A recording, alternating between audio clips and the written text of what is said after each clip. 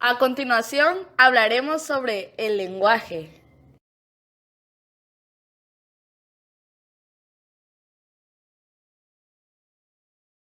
El lenguaje constituye como una característica del ser humano. Esta transmite cultura y algunos autores lo consideran un instinto más. Ya al obtener esto, se van acumulando acontecimientos a lo largo de cómo se vaya desempeñando el ser humano como especie. Nos podemos dar cuenta que el ser humano interactúa con el entorno de manera inmediata, llevándolo así a una comprensión y producción del lenguaje, ya que la información de carácter lingüístico está muy presente en prácticamente todas las actividades del ser humano.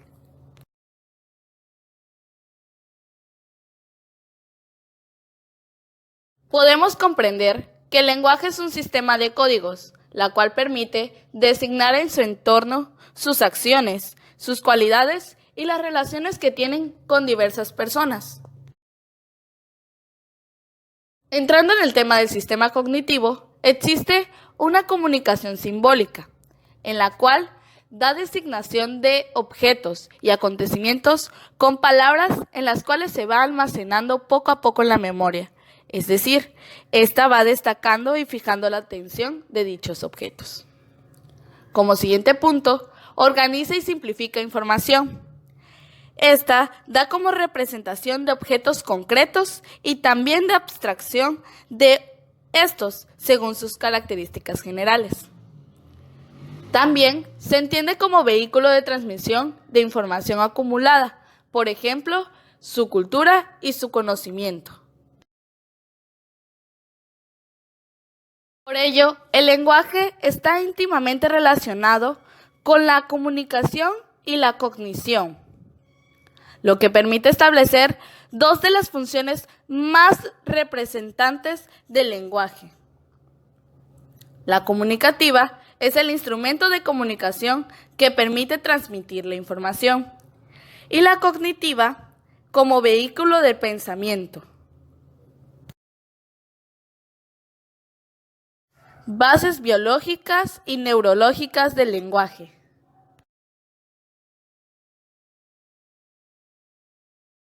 Cuando hacemos referencia a los procesos básicos de la comunicación y sus bases orgánicas, previamente conviene distinguir entre la voz, habla y el lenguaje. Estos aspectos están íntimamente relacionados, pero siempre y cuando hay que dejar en claro lo que representa cada uno. La voz se relaciona con la foniatría, que es la respiración, oclusión faríngea, y todo lo relacionado con el aparato fonador. En el habla se relaciona con la articulación y el sistema periférico de la comunicación, movimientos labiales y velo palatino. Por último se encuentra el lenguaje. Esta emplea tanto la comunicación oral como la escrita, relacionando con lo semántico, léxico y ortográfico. Así, el lenguaje debe ser analizado por niveles biológicos. Uno de ellos es la estructura y procesamiento periférico. En esta se basa en el habla y la voz. Y el segundo nivel está relacionado con la estructura y procesamiento central, más relacionado con el lenguaje.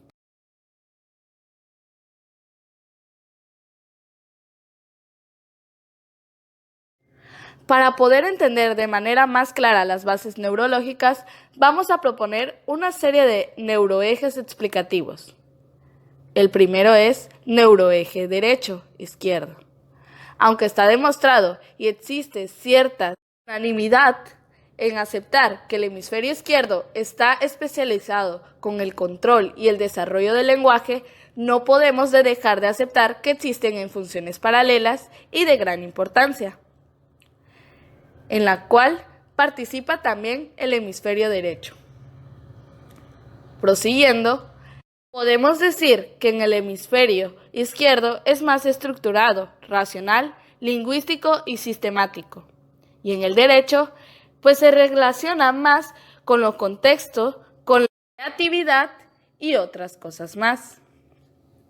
En el neuroeje antero y posterior es uno de los modelos más antiguos.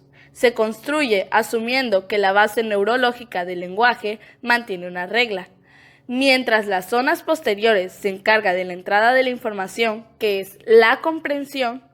Las áreas anteriores se encargan de la salida de la información lingüística, la producción.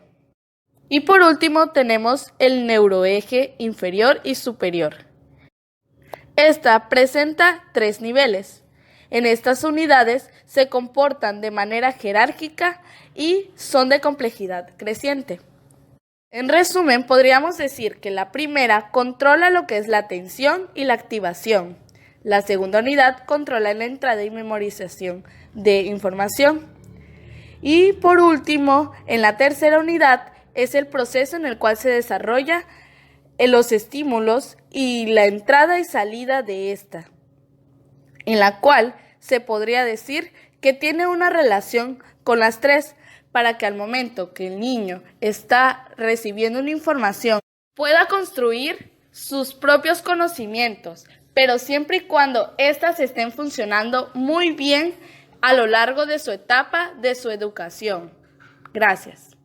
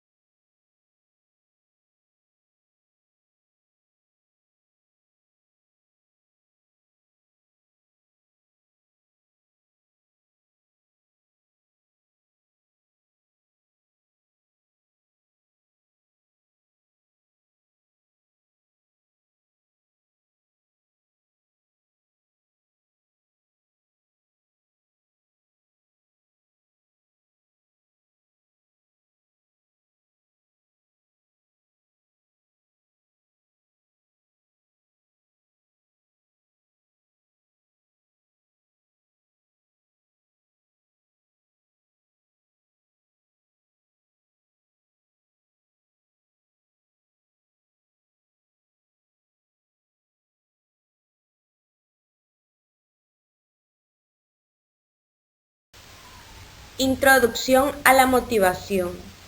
Como recientemente señala Palmero, Martínez y García, cualquier acción o conducta puede estar inducida por motivos internos o por incentivos ambientales. La motivación tiene que ver con las razones que subyacen a una conducta. La motivación admite dos formas de análisis. Por una parte, preguntando por qué un individuo exhibe ciertas manifestaciones conductuales.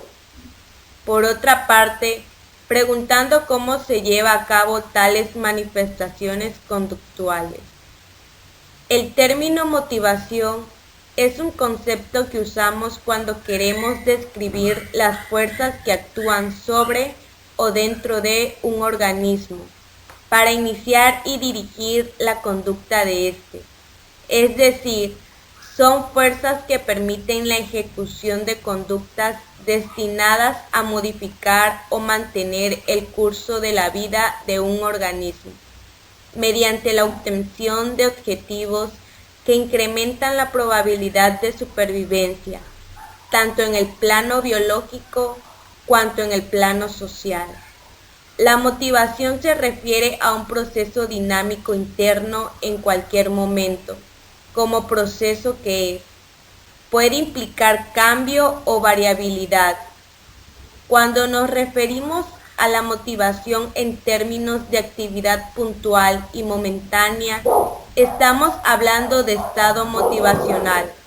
Pero cuando nos referimos a una predisposición referida a las tendencias de acción, estamos hablando de rasgo motivacional.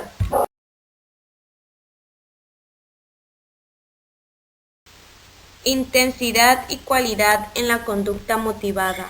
Es un hecho admitido en la actualidad que el estudio de la motivación, al menos en la consideración de conducta motivada, es posible en términos de intensidad y en términos de cualidad. En cuanto a la intensidad, implica un cambio, en forma de incremento o decremento, en la movilización de energía, así como en la cantidad de esfuerzo que se dedica para la acción. Es decir, la intensidad se refiere a cuán robusta o débil es la motivación. En cuanto a la cualidad, implica una selección de la dirección para la ejecución de la acción, permitiendo establecer de qué modo específico o hacia qué meta concreta se dirige la acción. Es decir, la cualidad se refiere al tipo de motivación.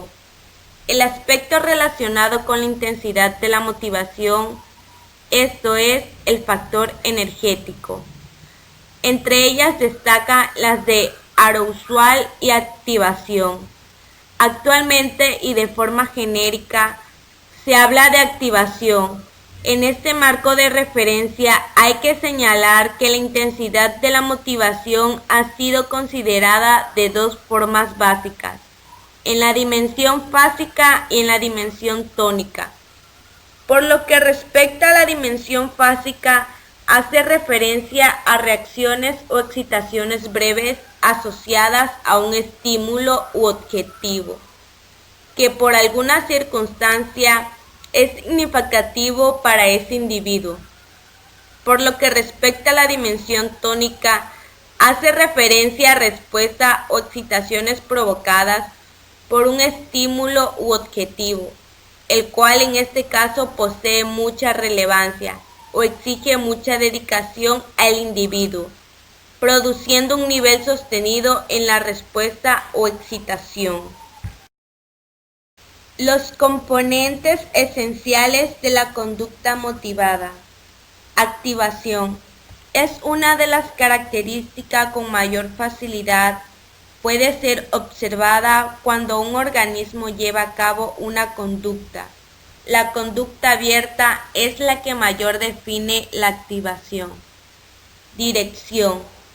Interesa observar la direccionalidad de la conducta que constantemente está llevando a cabo cualquier individuo. Consecución de metas. Existen dos variables que condicionan de forma importante la subsiguiente conducta o acción de ese individuo. Por una parte, la expectativa de consecución y el grado de atracción del objeto son las variables.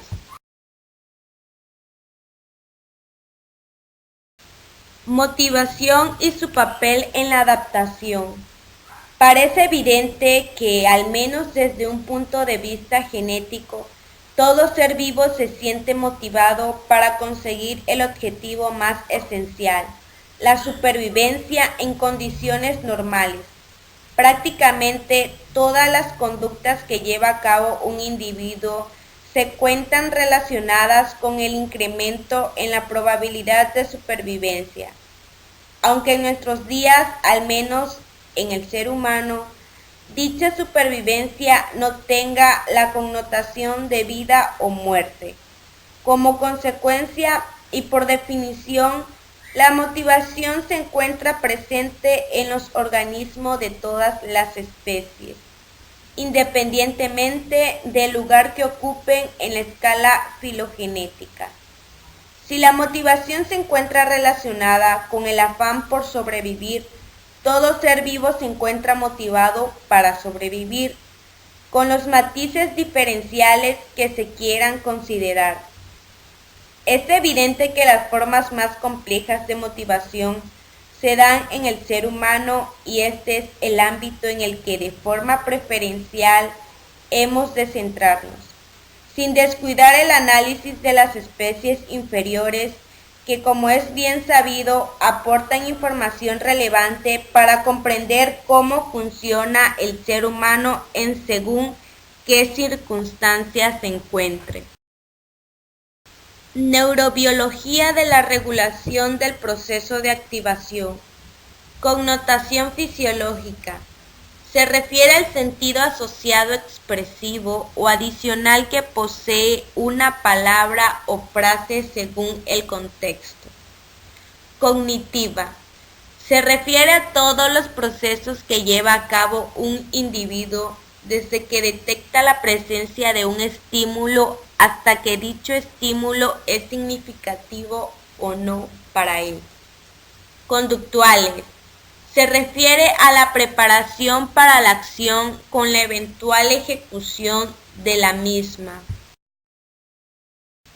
Uno de los objetivos fundamentales de los trabajos actuales en psicología de la motivación desde planteamientos biológicos tiene que ver con la localización y la participación particular de las estructuras biológicas implicadas, por una parte en el proceso de activación y por otra parte en los sistemas motivacionales relacionados con el análisis de la significación de los estímulos y con la preparación de la eventual respuesta.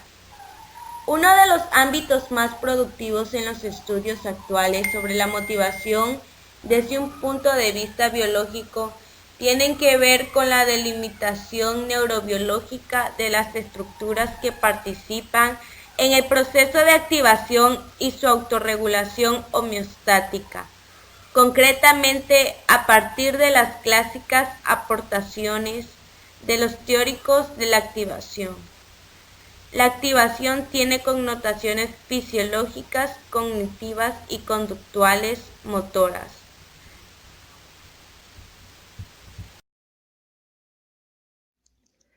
La memoria. Actualmente, los psicólogos consideran a la memoria como el proceso por medio del cual codificamos, almacenamos y recuperamos información. Esta definición considera que la memoria humana se parece en algunos aspectos al sistema de procesamiento de información de un ordenador. Para poder evocar cualquier información o suceso, es necesario enviar información a nuestro cerebro, retener dicha información y finalmente recuperarla. Para hacer más explícita la analogía, pensemos cómo codifica, almacena y recupera información un ordenador. Procedimientos para la evaluación de la memoria. Para evaluar el aprendizaje y la memoria en los experimentos sobre memoria, se sigue una estructura general que se compone de dos fases. La primera se denomina fase de aprendizaje o de presentación de los estímulos. Se proporciona en esta a los sujetos un determinado material, sean imágenes, familiares, palabras, sílabas, etc. Gracias a esta fase, se crea la presentación de estímulos, que se divide en dos modalidades: estímulos seriales y pares asociados. En los estímulos seriales es una lista o serie de artículos formados por dibujos, palabras o figuras, con el objetivo que en la evaluación estén recordando o reconociendo. En cambio, en los pares asociados son secuencias de palabras o sílabas que actúan como estímulos y como respuesta. En la parte de evaluación solo se presenta. Los estímulos y los sujetos deben emitir la respuesta correspondiente asociados a la palabra. Segunda fase. Fase de evaluación de la retención. En esta fase se utilizan dos modelos diferentes. Recuerdo. Se evalúa de tres formas. Recuerdo libre. El sujeto reproduce los ítems estudiados. Recuerdo serial. Su tarea es recuperar esos recuerdos en el mismo orden en el que se presentaron. Recuerdo señalado. Se proporciona al sujeto la fase de retención mediante señales o claves. Reconocimiento. Estas son representados en la fase de estudio o aprendizaje. Memoria y olvido. Una de las razones por la cual olvidamos es porque el material no fue codificado de manera correcta. Podemos encontrar dos tipos de olvido. Olvido por represión. La mayoría de los investigadores de la memoria opinan que la represión se produce en raras ocasiones. Olvido por interferencia. A este se considera que el olvido se debe a la interferencia de ciertos recuerdos sobre otros. Existen dos tipos de interferencia. Interferencia proactiva. Esta tiene lugar cuando la información aprendida dificulta la retención de la información reciente. Un ejemplo es cuando tratamos de memorizar nuestro nuevo número de teléfono, pero no podemos dejar de recordar el antiguo que estuvimos usando durante tanto tiempo, de modo que mezclamos ambos de forma desastrosa. Interferencia retroactiva. Esta tiene lugar cuando la información nueva dificulta la retención de la información que se aprendió con anterioridad.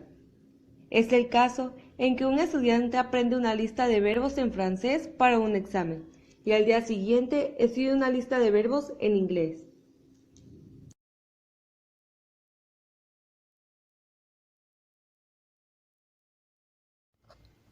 El aprendizaje. ¿Qué es el aprendizaje?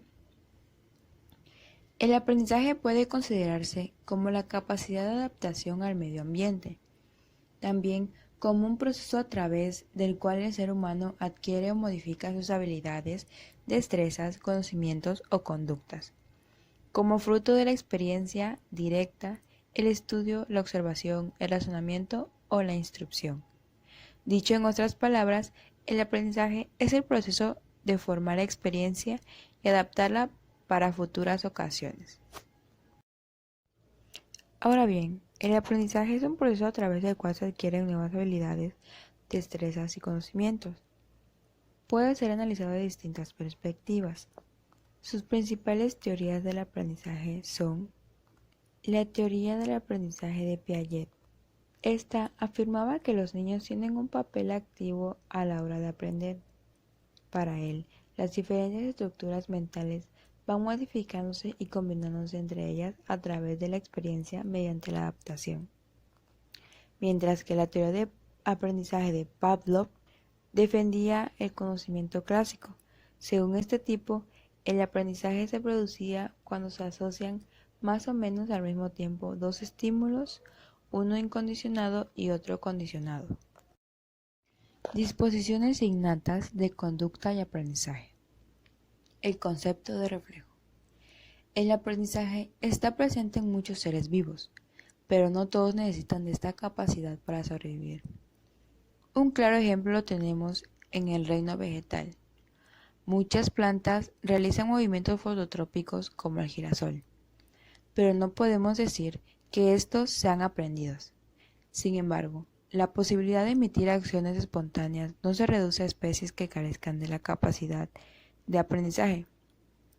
En nuestro caso, y en muchas otras especies animales, existen multitud de ejemplos acerca de este tipo de comportamiento.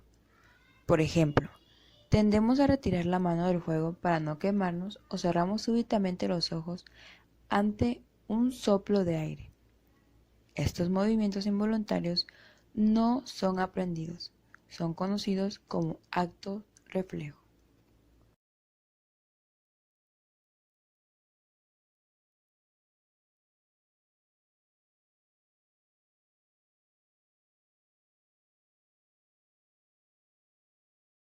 Estamos buscando en el diccionario.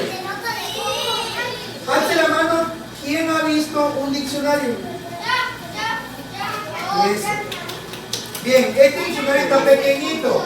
Es para primer grado y segundo. Entonces, ya ustedes han visto palabras. Algunas palabras, a ver, cuando leen algo, todas las palabras las conocen. Todas las palabras. ¿Seguro? Hace rato leímos la palabra colmena. La palabra colmena, ¿la conocían todos? Sí. ¿La conocían? Nada más la conocía Ami. En conclusión, podemos decir que el lenguaje es útil para cada uno de nosotros, para comunicarnos y, como les decía, para almacenar y guardar información que vamos obteniendo a lo largo de nuestra vida.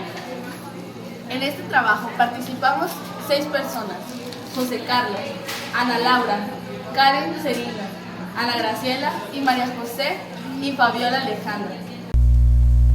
Atención. Una de las funciones de la atención consiste en facilitar la selección de la información que tenemos que procesar o a la que hay que dar respuesta. La orientación atencional.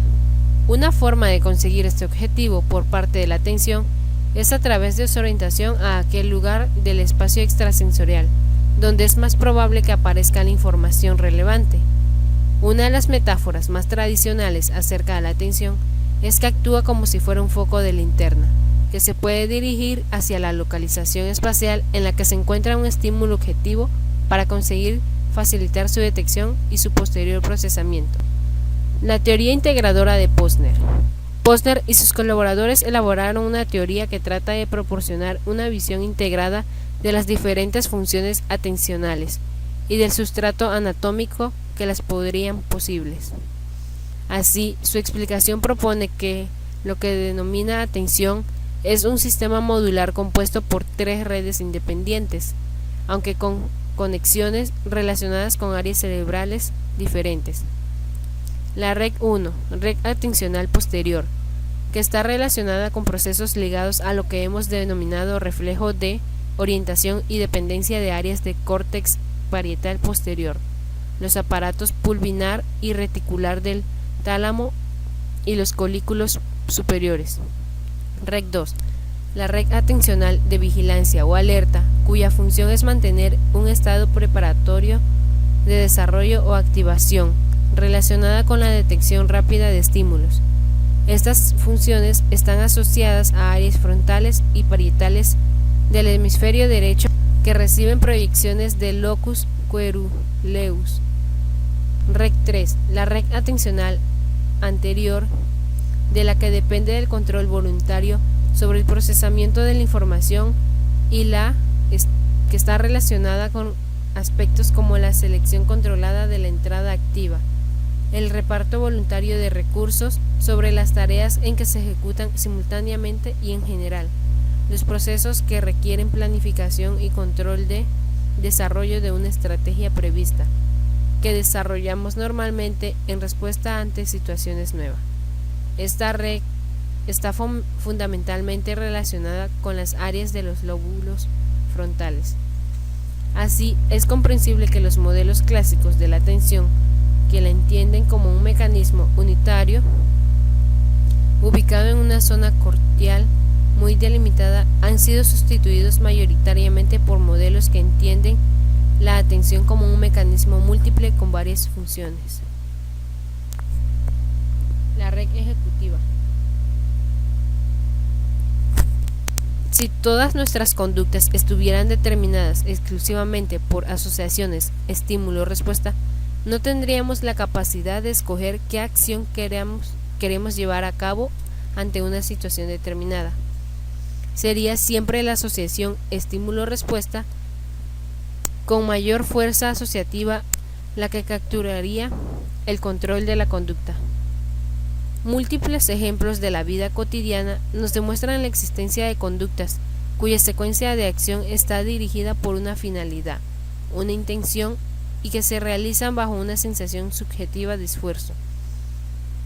Aunque en las funciones ejecutivas está implicado un circuito neuronal formado por distintas áreas cerebrales interconectadas entre sí, numerosos estudios han demostrado que el lóbulo frontal es una de las áreas con mayor contribución en una función ejecutiva.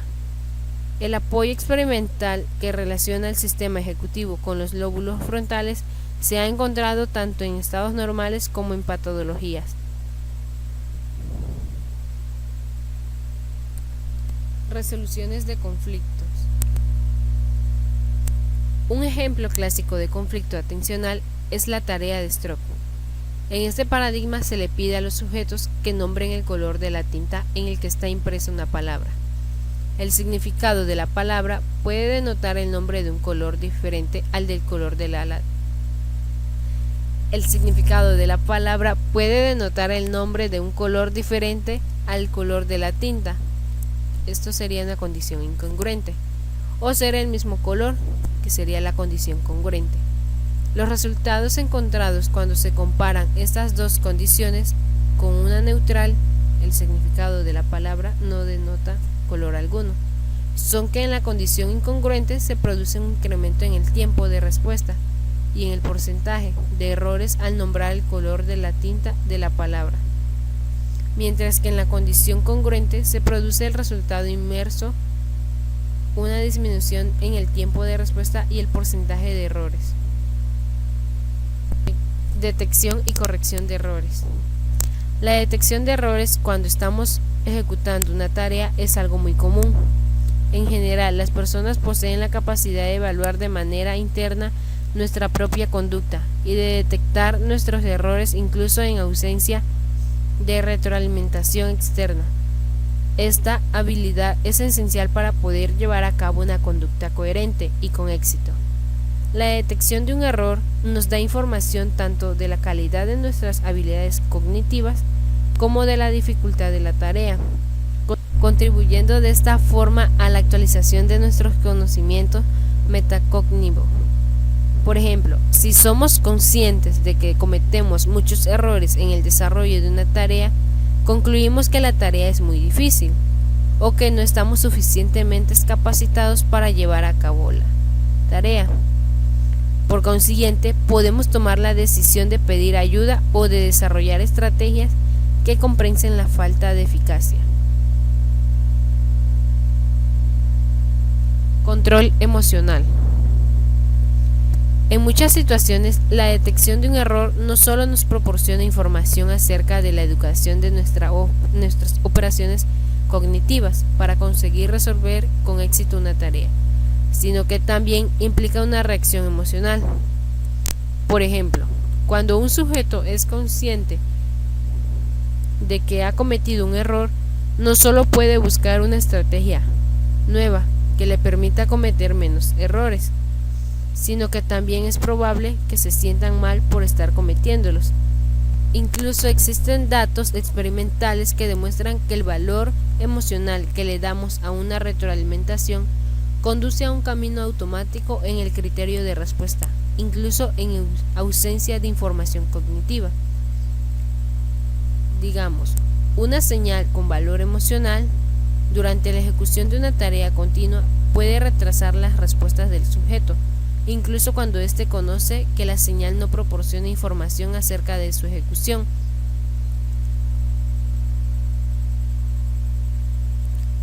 Organización de los procesos ante el cambio de la tarea.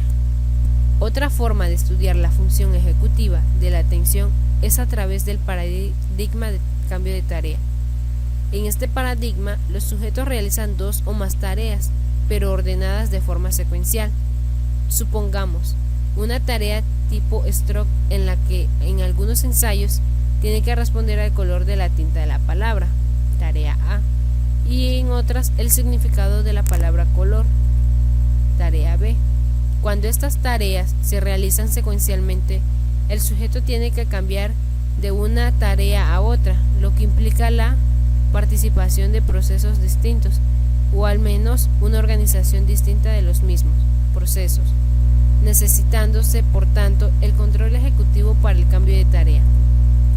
Los estudios conductuales que han empleado este paradigma han encontrado que el tiempo de respuesta es mayor cuando se cambia de tarea que cuando se repite la tarea entre dos ensayos consecutivos.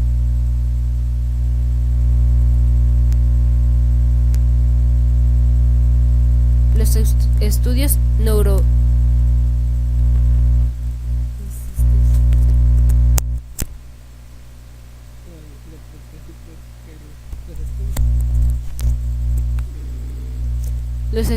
Los estudios neuroanatómicos apoyan la existencia de estos dos componentes en el cambio de tarea. Se han encontrado que la preparación endógena parece depender de la parte inferior del córtex prefrontal lateral, mientras que el ajuste exógeno parece implicar la parte superior del córtex prefrontal.